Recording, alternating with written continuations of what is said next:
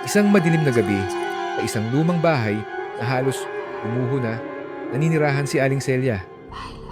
Matanda na siya at ang tanging kasama niya ay ang kanyang mga alaala. Ngunit may kakaiba sa bahay na iyon.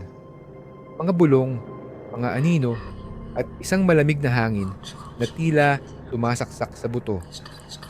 Isang gabi, narinig ni Aling Celia ang pag-iyak ng isang bata.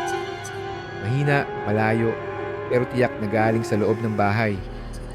Sinundan niya ang tunog hanggang sa makarating siya sa isang madilim na silid. Doon niya nakita ang isang batang babae, nakaupo sa sahig, umiiyak ng tahimik. Sinubukan ni Aling Celia na lapitan ng bata, pero bigla na lang itong nawala. Tanging ang malamig na hangin at ang mahihinang ungol ang natira.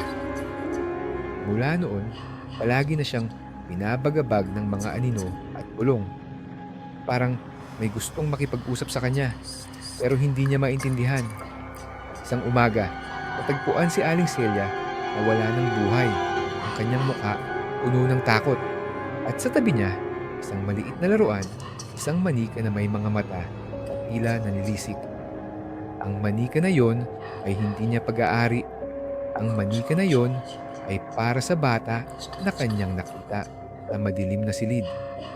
Isang bata na marahil ay hindi na makakaalis sa lumang bahay na yon.